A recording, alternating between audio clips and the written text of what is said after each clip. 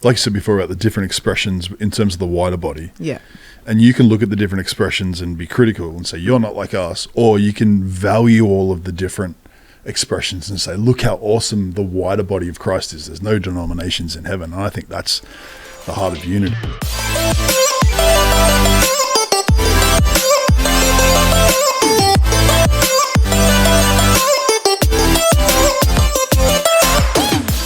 Welcome back. We are here for another episode of Fire Plus. And in our previous episode, we weren't quite done. We realized we had some extra things we wanted to cover. And so I've got in the chair with me today, Pastor Daniel Hagen, and we're going to continue our conversation, and we're going to go into some areas that we didn't touch on in our last episode. I'm going to get a little bit personal today as well. Welcome back, Dan. Thanks, Jess. And yes, we are brothers and sisters, like we mentioned in the last episode. It's great to be back in Melbourne here on the podcast, and I don't think we haven't created any content or teaching where it's just you and me, have we? In all this time, we've been on the stage together, we've been in meetings together. This is kind of fun, but apparently we're going to talk a little bit about the family dynamic as well. So yeah, do we need a counselor for this? Or? We might need a different type of sitting in different chairs next time. Nah, it's all good. That lay down chair, I don't even know what that's called. We don't have one of those okay, here. cool. All right, this will do. Awesome. Well, we covered actually quite a lot of our church history, Fire Church Ministry history when you were here in the last episode. And I'm really grateful that you've actually kept record of, and we've documented the wonderful things that God's done in this ministry. And, we mentioned in the last episode that it was like a baby that you birth on the call of God and the word of God, a dream of God. And, what some don't realize, I guess, and maybe because we just, from time to time, I've shared it with people, maybe in conversation, or I've touched on it here and there in different ways. And I haven't really gone into detail with the church or even with people in the other locations about how it was that not just me and Pastor Alex, my husband, and our children came along for this ride, this wonderful wild ride. Thank God you guys did. I have not gone into full detail. We needed you guys. We're so grateful. But Jess, I mentioned, the history of Fire Church in the beginning in the previous episode. But we went from the Ebdale Community Centre, that's where I had the dream. Then we went to the Kananook Primary School, wild meetings, and we had so many people coming in off the streets that were coming off drugs. It was a very rough and broken area, and we didn't have a lot of solid leaders at that stage because it was so early on. We had so many people that needed discipleship.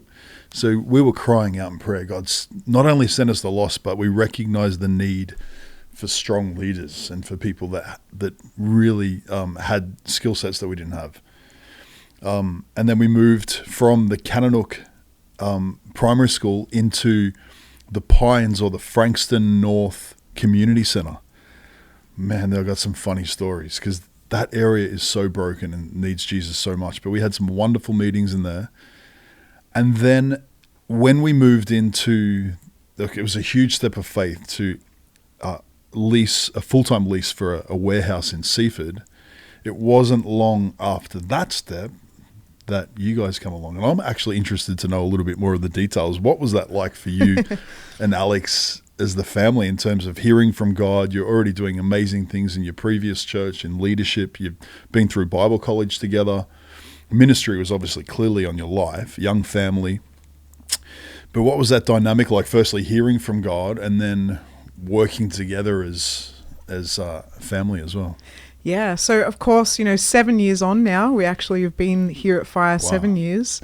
I can retrace some of the moments of the call of God to come and be here. And, maybe I'll add a bit more detail now, time's passed, and tell you even some of the things that I was wrestling with before making that decision ultimately. And, so 7 years ago, we were a family of 4 at the time and our third baby on the way. So we were almost a family of 5, and really in the natural, not a time that you would uproot your family and do anything new, really. You wouldn't go, okay, then now's a great time time. I'm, 6 months pregnant. Let's move church or move school or move job. It's not something you would plan to do. Mm-hmm. And of course, I am actually naturally a planner and quite analytical by nature. So again, in the natural for me, not something in my mind that I would do or even ask God, hey, is there something new that you have for us? Yep. Not something that I was doing at that time. And so around 7.5 years ago, we were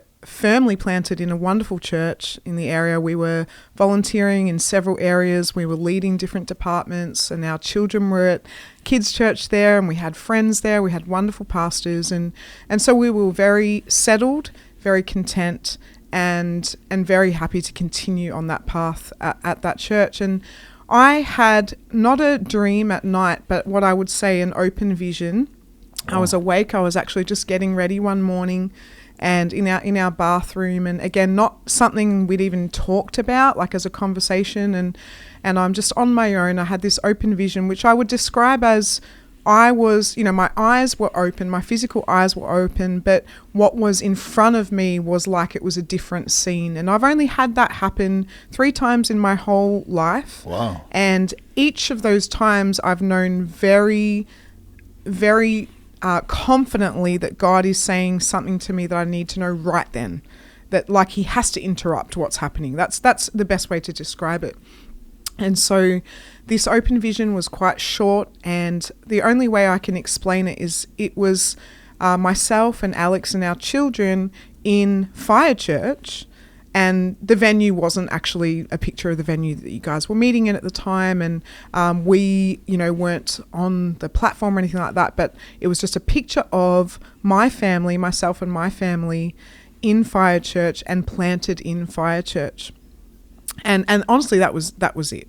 And I remember after that open vision, I'm just on my own, in my bathroom at home. And I remember actually being quite shocked and also laughing because I thought that's not going to happen. To be honest with you, that's not something that's on my mind. It's not something that we were even contemplating at all.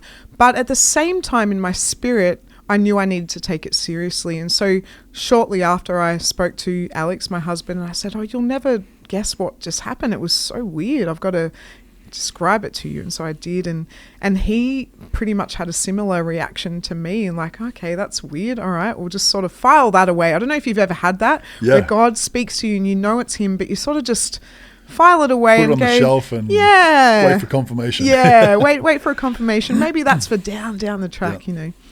And so what does God do when he needs to get your attention and he needs to interrupt? He will speak multiple times. Wow. That's what he does. And so, and also for in a marriage and a family dynamic, and I believe this very strongly, that he doesn't speak to just one person. Yes, especially for a major move like that. You want to make sure that the whole family's on board. Totally. Yeah. And so the Lord started speaking to both Alex and myself in this time, and Alex got a dream shortly after that open vision that I shared with him, and then I started feeling this what I would describe as an unease. So not a discontent at our church, not any upsets, not any grievances, not any even conflict that we were dealing with, but just being still planted in our church at the time, but a sense of unease, or like something was on the way that I couldn't quite fully understand.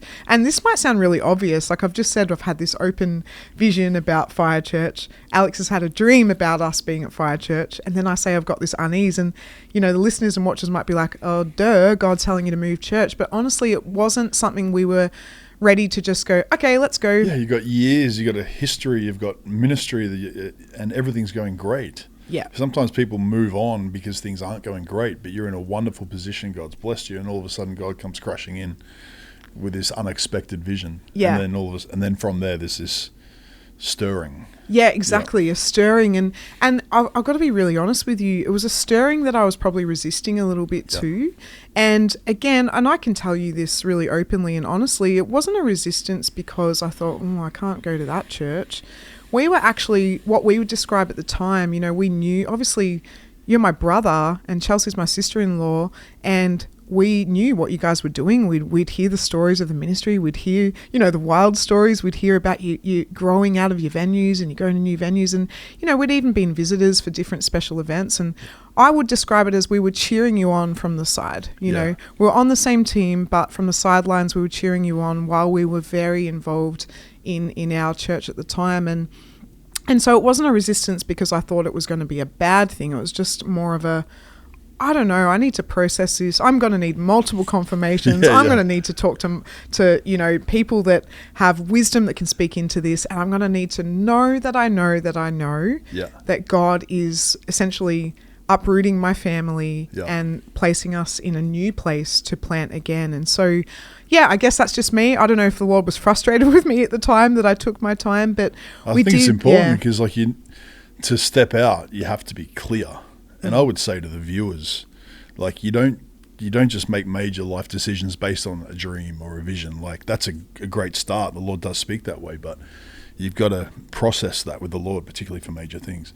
And from our perspective, Jess, Chelsea and I, we, as a value, we hate the idea of pulling people out of churches to say, "Oh, come to our church," when they're already planted and doing great things. So we, even though in our personal conversations, we would say things like, wouldn't it be awesome if we were doing ministry together as a family? And we were praying for solid leaders, but we never directly came to you and said, hey, try to manipulate or talk you into it. It was looking back, it's kind of cool that God was he was speaking to you guys, and he knew what the next decade was going to look like. Yeah, totally. And I'm so grateful that you guys didn't operate like that because in all honesty, I probably would have resisted even more. I'm not really one to be persuaded, particularly with, things that I think are really important that are God directed. Yeah. And one of those are, what church does he want you in? I really strongly believe that that's a God directed thing, that Holy Spirit does show you that. I have nothing against people trying out different places and having a time of working that out. God still uses that as well. In my case, this particular move was really God interrupting me. But you guys didn't at all try to move us across at all, and you could have done that, and again, it wouldn't have been necessarily a bad thing to go, hey, we need new leaders, and what do you guys think? But you actually never did that. And I've got to be honest as well, in the time of trying to work out what was God saying, what was even the timing, I think we got to a point where we knew, the Lord is on this. We can't ignore it. We need to get the timing right.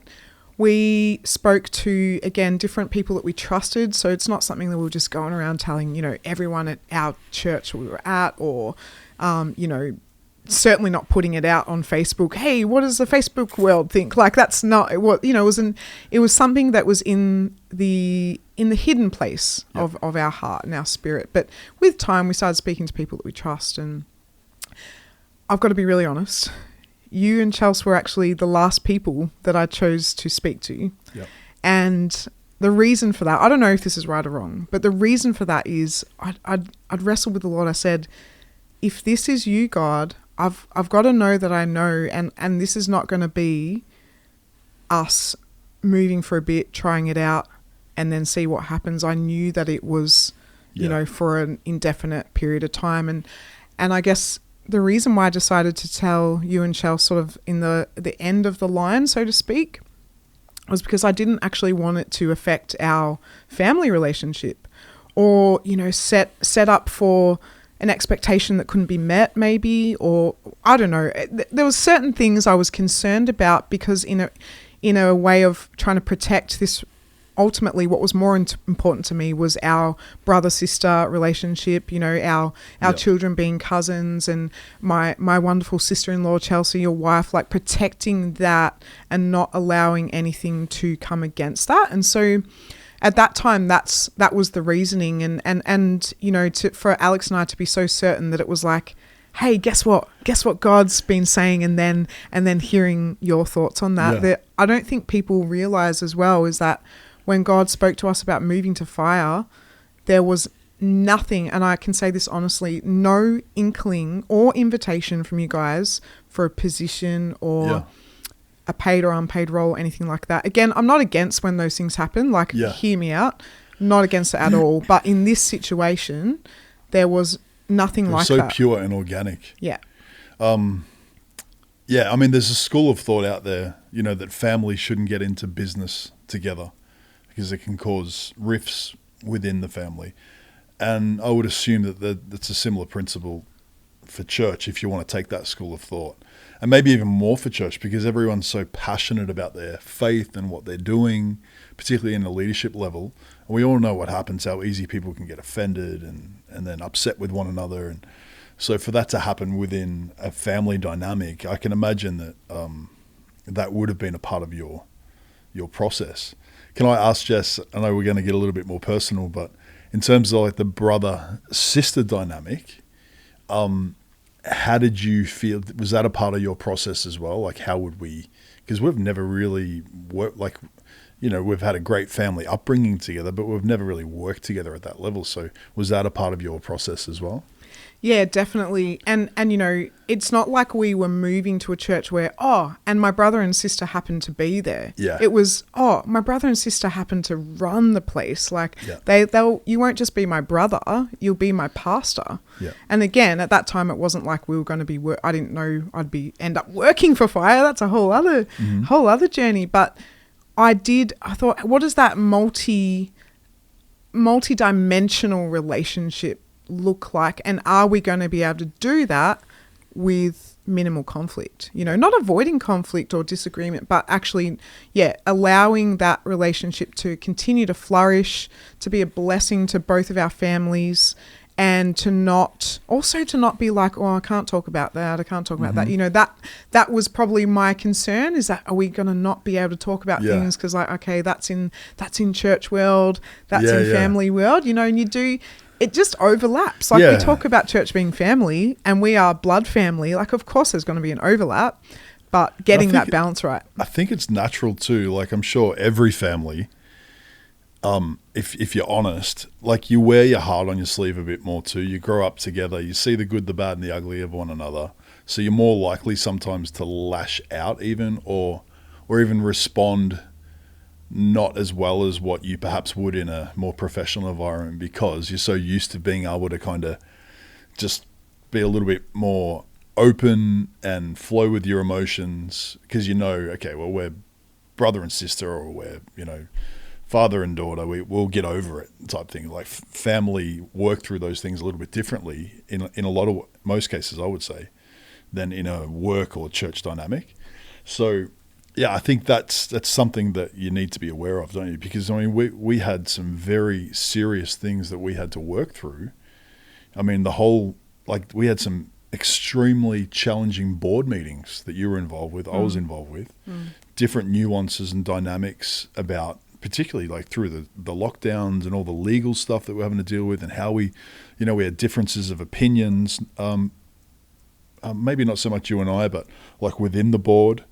And we had to work through that together. So there has been challenging times where we've had to do that.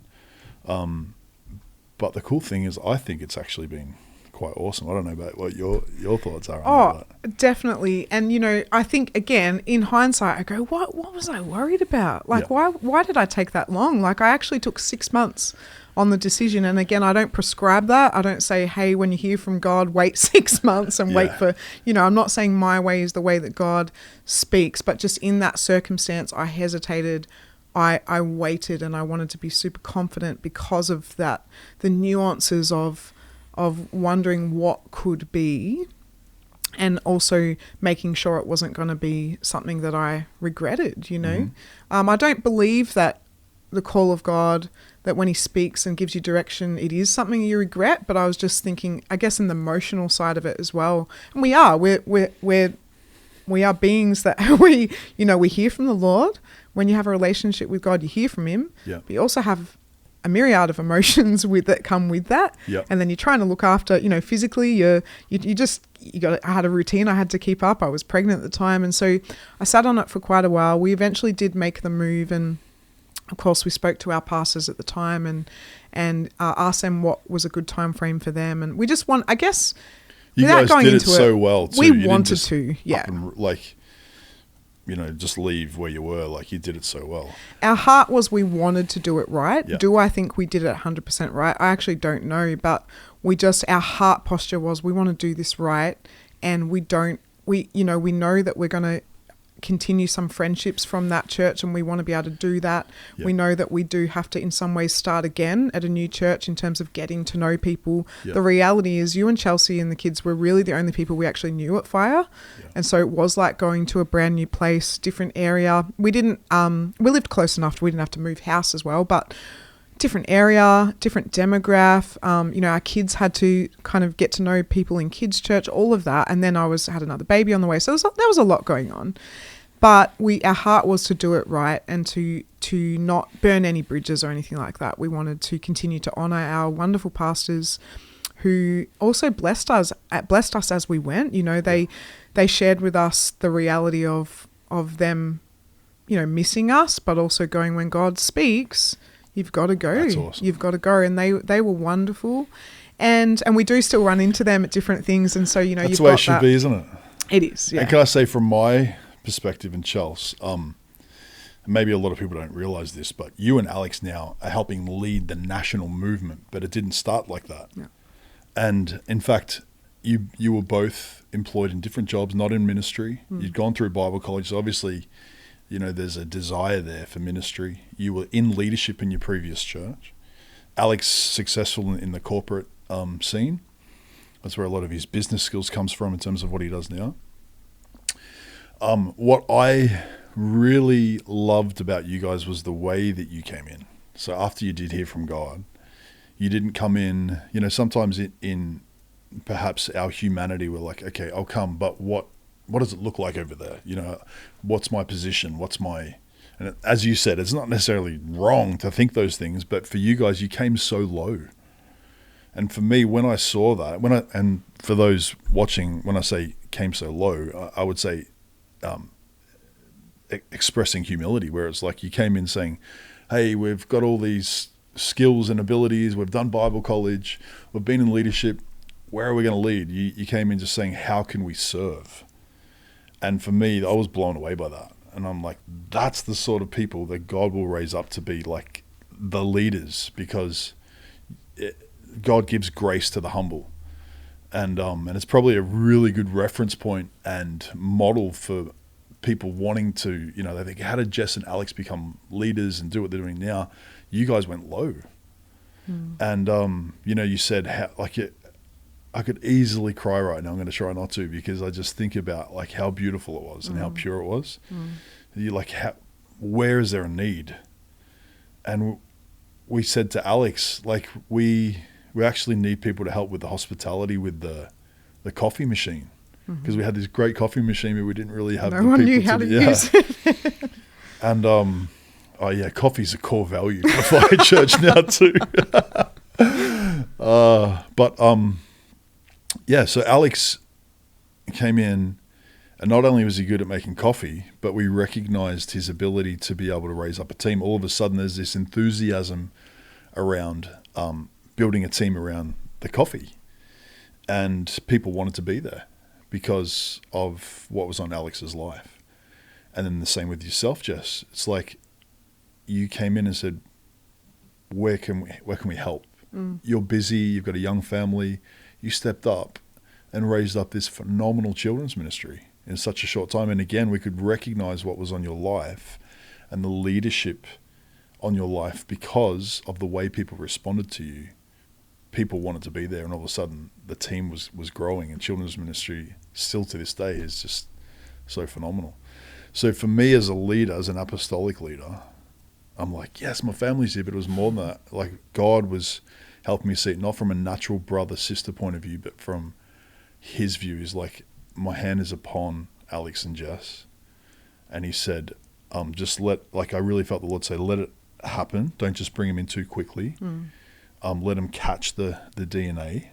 But that's the sort of people that you want leading, is the people that aren't there for a position, but how can we serve? And they're the people that God elevates. It's a bit like David.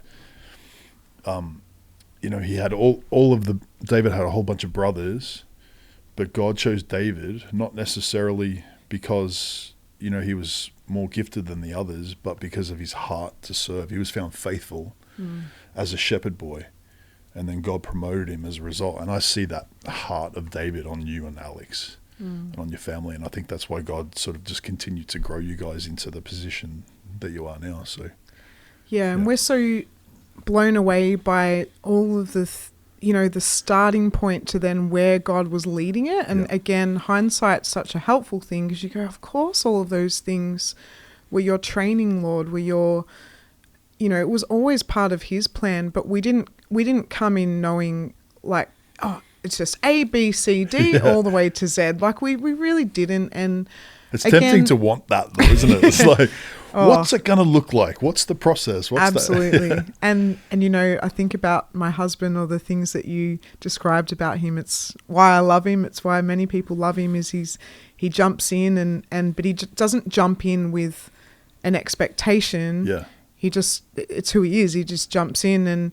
But the beauty of him getting involved in, the cafe and even later on for myself getting involved in kids ministry, is you can see as well, like he got to know so many people so quickly. Like as I said, we only really knew yourself and Chelsea and the kids. And so I had a bit of a concern that, we're not going to have any friends. We're going to be sitting in the, reserved for prams area, coming in, coming out. Like that, for me, that's not being in a church community. Like, again, sometimes there's seasons of where you do just need to sit back, but I knew that we can't just come in and come out. Like we're here for a different reason than that. And also me being an introvert, I have a bit of I've got to be careful not to do that. Yeah. Alex, not so much. He doesn't have that problem. But so he just got to know so many people in the church by making them their coffee. Names down on the cup. And and having a chat while he's making them coffee, and getting to know the other people in the cafe team by teaching them how to make coffee. And then same for me, I got to know the kids' leaders, the children, and then of course their parents and their families. And so that's wonderful, just being in a church community, getting to know people. But of course what the Lord was doing was building this foundation of trust, I believe, that we were trusting the people that we were getting to know. And I believe likewise that there was a level of trust being built for the people, so that again, with time, there was a readiness for us to be pastors here. And the timeline was that didn't happen straight away. And you invited Alex to come on as an executive pastor, and that was in 2019. Yep. And I like to tell people we had one normal year. One normal year of ministry. Welcome to ministry. I don't know what a normal year of ministry is, but we had one normal year, and then 2020, we all know what happened. And I'd scratch my head going, God, why did you trust us, like really newbies, right? To navigate that? And we would have got some things right, and I'm sure plenty of things wrong, but it's just you've got to take that step of faith. If I had have sat any longer on God calling us to fire, or saying yes to different things of just put your hands in, if we had have sat too long on it, thinking about all the possibilities, if you do sit too long, there's an element of he has to find someone else. Yeah. So I'm so grateful that he's patient with us, and that he does interrupt. Like in my life, he's had to interrupt to really get my attention. Yeah. But I'm really grateful that we took those steps of obedience, and we're not special people. This is the Christian life, right? We hear from the Lord. The keys are we take a step. Obedience, and I think humility. I call it the 3 H's: humble, holy, and hungry. I love that. Can you say it again? Yeah, humble, holy, hungry. Hungry, yeah. Like 3 keys to, and if you'll just stay in that place, then God will, he'll just continue to grow you, and you're found faithful with what's put in front of you, and just continues to grow. And that you guys have just represented that so well. I say to people now, because people ask me, like we've got lots of different friends around the world, and we had the great privilege of ministering in over 20 different nations, and so I'm often talking to different people in different expressions, and they ask me how it's gone, like from going from Melbourne to Queensland. And I say now that Melbourne is stronger than it's ever been, more healthy in terms of the team than it's ever been, and that's because of you guys and your faithfulness. So I think it's so cool, isn't it, the dynamic.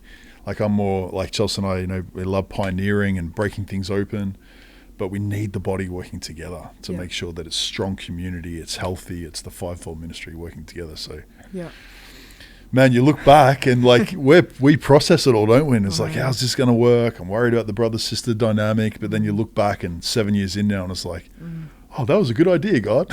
So good. And, you know, I don't want to just talk about my resistance and my concerns. I want to celebrate the fact that the Lord's faithfulness to allow me to be concerned. Yeah. But then to show me like how wonderful the multifaceted relationship is, like when it's him. Yeah. When it's him, and, you know, like most families, we've gone through stuff. But God's timing was there was a readiness for it to be that we would be in the same church, that I could call you brother, but also call you pastor, call you my leader, and to honor you in that position and not bring you down because we had there was a mutual, we were peers as siblings, right? We're both in the same, you know, once we were both adults in the same kind of season of life, like we had young children and all that. And, but when we came into Fire, you were our pastor, you were our leader. And so there's a really significant importance to coming in low to that. Yeah. And regardless of whether there's another relationship at play, you know, and I think God blesses that. I think he blesses the person who's willing to be humble, but also the person who is rightfully honored in that position. And I think back, and you know, these are questions I'm sure I'll ask the Lord one day, but would it have gone so well if we had have come to Fire, you know, when you guys planted and gone, okay, we're there, we'll be your lackeys, we'll do what you need to do, or we're just there, you're going to need more people.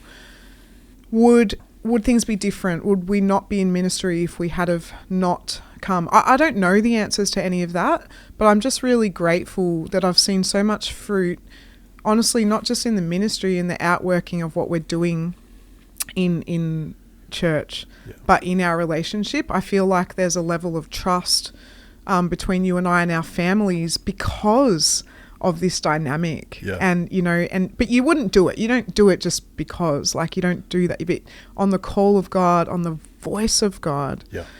And so it's been amazing. It was really challenging when you guys went to Queensland, because obviously then there's a distance, there's a physical distance there. The relationship, there's not a distance, but there's and it's like distance. We get so close too as families and the cousins, and then God does that. But the cool thing is, like, we've still seen each other heaps, haven't we?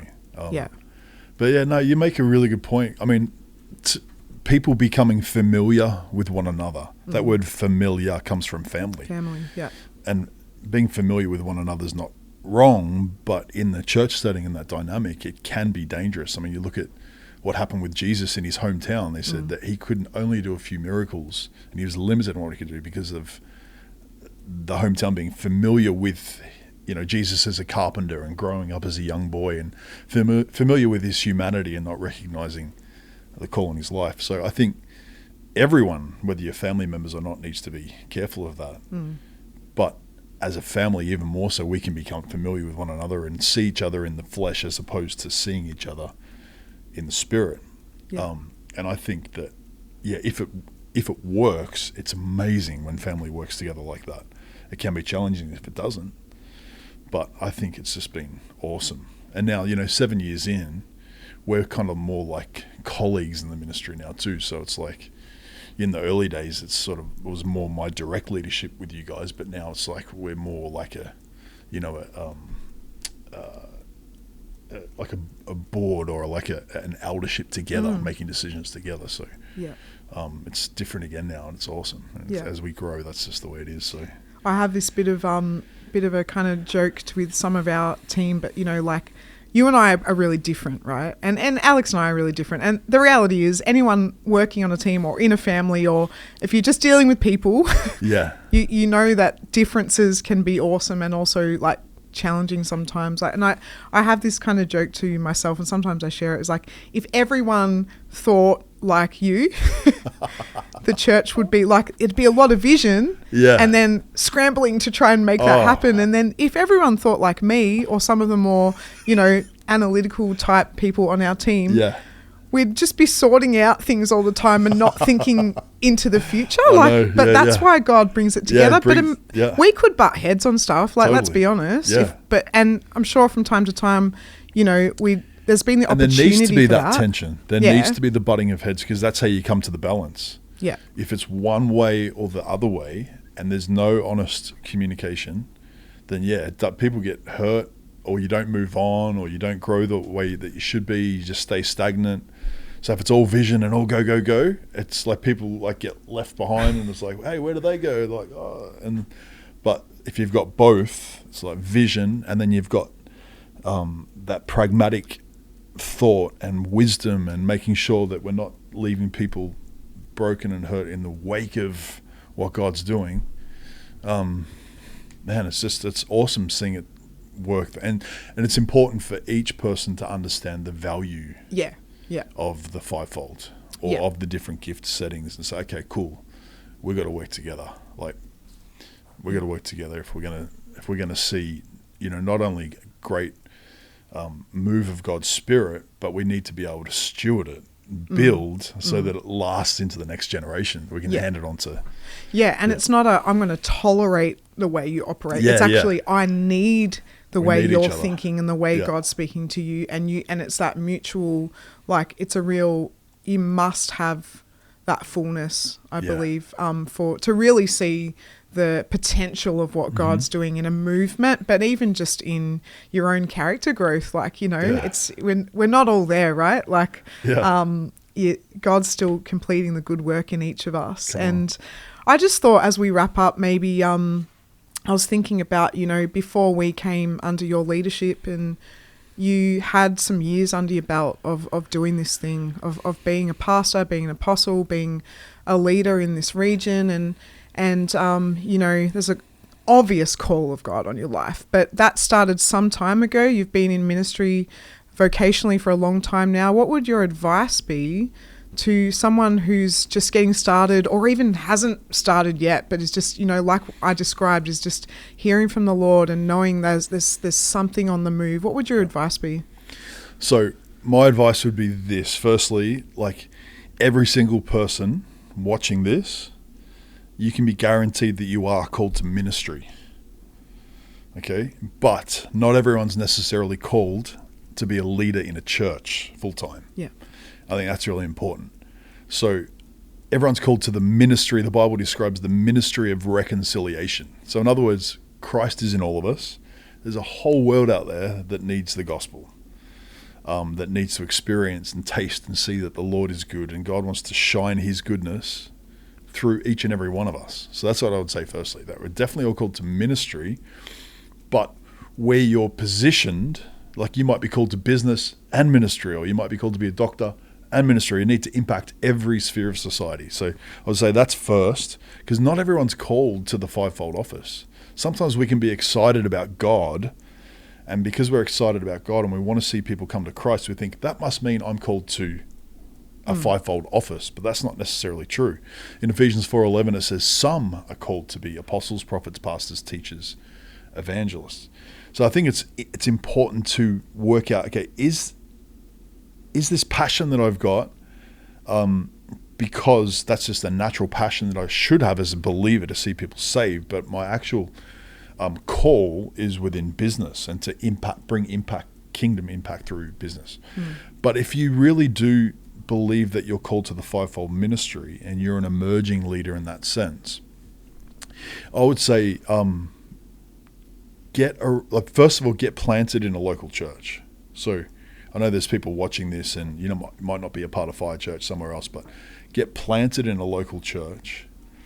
And I would say, like, the model that I just described with you and Alex I would say that's beautiful. It's biblical. It's brilliant. Where you came in low, humble, how can we serve? And if you have a great attitude like that, any pastor is looking for people like that. and God will just naturally progress you. And then you'll start to recognize, and so will the people around you, okay, there's a gift on this person's life. You'll start to see that develop. So put yourself in a place where you can be planted, where you're flourishing, where you're serving. And then as that call grows more and more, and you start to recognize, okay, this is more of a full-time thing that I believe God's calling me to, put yourself in a position where you can be trained. So not just on a Sunday morning or a Bible study group, it's okay, I'm going to really step out now and invest into what I feel the call of God is in my life, whether it's Bible college. There's a lot of great supernatural schools, different things. I would say immerse yourself in as many things as you can. Serve as much as you can. For me, I loved going out onto the streets. I was like, man, I just want to lead people to Jesus. And I knew that the local church, that I wasn't ready for the local church setting to preach from behind a pulpit. I'm just a new green Christian. But out on the streets, I learned so much about casting out devils, praying for the sick, seeing the different responses, even apologetics, because you'd be out on the streets with the unsaved and they'd have all of these different rebuttals to your faith. And sometimes you'd have an answer, but sometimes you'd have to go back and study it out. I learned a lot about creation and a lot about what the Bible talks about in Genesis and all the different rebuttals in terms of, evolution. And so I learned a lot from being out on the streets, hearing those things that people would be saying, and then taking it back to the scripture, studying it out. So I would say just get around people, just share your faith as much as you can, get planted in a local church, study as much as you can, and it will just naturally happen. It's like an apple tree naturally produces apples because that's what it's created to do. So if you keep a right heart, humble, hungry, holy, you'll just naturally produce the fruit. If you're called to be an apostle, it'll naturally take place. Prophet naturally take place. Pastor, teacher, evangelist, etc. So that would be some of my just off the cuff advice for like leaders or emerging leaders, particularly those called to leadership within the church. Yeah. So good. And I'm sure you would have so many different, pieces of advice when all the highs and lows that you've seen over the years. But oh yeah, highs and lows. So that's another thing. Like you will have highs and lows. So it's like, don't give up. Yeah. Keep going. Yeah. Faithfulness. Don't be one that starts and stops. The temptation will be there. Like you'll not only do you have your own humanity to deal with, but you've got other people's humanity and you've got demons trying to stop you as well. So just once you've got the word of the Lord, just keep going. Be faithful. You'll get through the storms. You'll get through the different seasons, and God will be with you. So I know Heidi Baker once said, if you don't quit, you'll win. And I followed that advice. Yeah. God gave me a dream once of, and it was actually in the context of planning Frankston. And he showed me the tide would come in and out. And he said, that'll be a little bit like the ministry. You'll have awesome times, but then it'll feel like it'll be drawn back and be challenging. And tide comes in again, but just keep going, keep pressing. It's not always going to be glamorous and glorious. Sometimes it's tedious, but just keep going. And that's ministry. So good. And I love that we can do that for each other. We can continue to encourage each other. And when one's feeling weak, and that's why we're meant to be in this together. You're not meant to be a lone ranger. You're meant to have people around you, Christians around you, especially leaders. You should have other leaders, mentors, peers spurring you on, because the perseverance and the endurance, it's so important. I've watched you stick it out. And we look to you when in the times that we have like, oh, really, Lord, is this really what it is like to be a pastor? Yes, sometimes the interesting times is all part of the character building but sticking it out is so important. So thank you for being here again today. Thank you for coming on to Fire Plus. It's been fun. This is cool. Thanks for being my brother too. With my sister. The one thing we do share is that competitive spirit is definitely on the bloodline, but you're Jess, awesome. I don't know if I told you a story about Chelsea. I'm going to quickly talk about this, being competitive.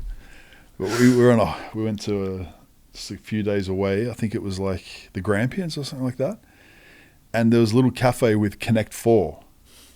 And Chelsea beat me like 3 times in a row at Connect 4. And I was so frustrated that I went to the shopping centre and bought Connect 4 and just practiced it over and over again. I said, right, let's go, Chelsea. It's time for a replay. And I beat her. I finally beat her. And then I said, no more. We're not playing again. So I ended with a win. You can probably edit that stuff out. God bless, guys.